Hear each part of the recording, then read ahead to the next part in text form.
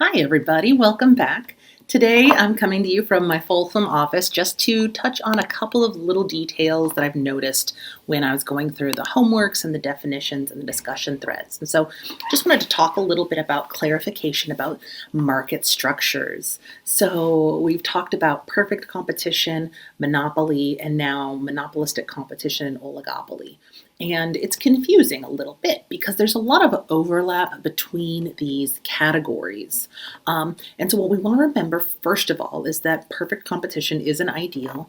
Some people argue there's a version of it out there, usually in input goods like wheat or lumber or that kind of thing. Produce, commodities can tend to be closer to perfect competition than not. Monopoly is also truly kind of an ideal. The reality is that there are a lot of situations where there is some kind of alternative.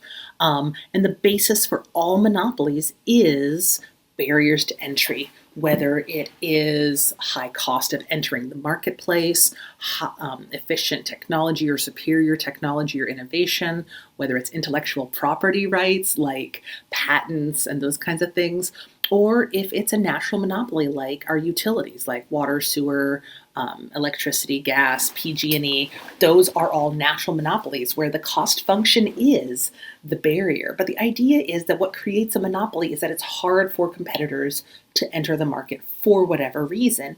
And so barriers to entry is just sort of code for all of those other things, and then you can be more specific.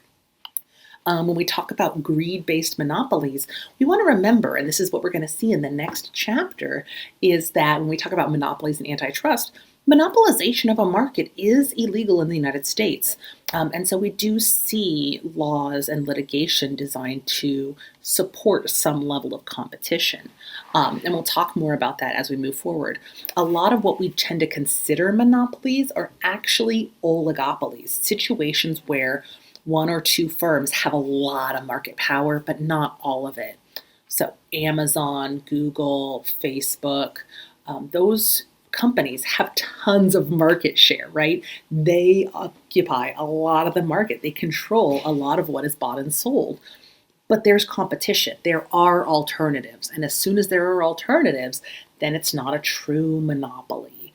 And that's one of the things that gets debated when we talk about things like Amazon is, hey, they're just successful and there's other ways to buy things. You can buy things from other online retailers, from brick and mortar retailers.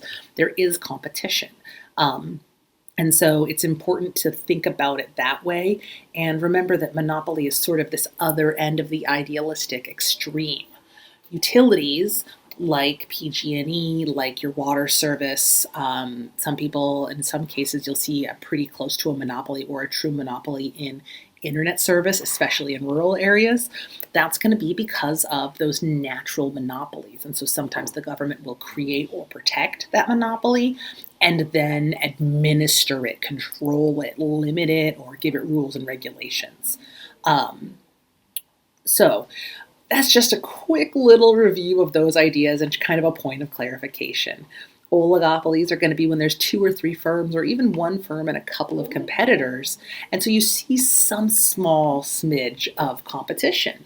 And then monopolistic competition is when we see firms get to act like a monopoly because even though there are competitors, it's not exactly the same.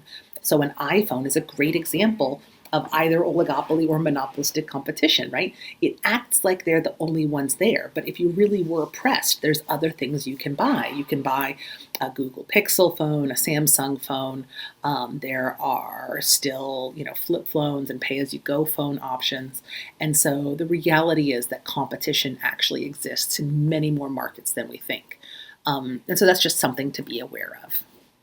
Okay, let me know what questions you have, and I'll see you next time.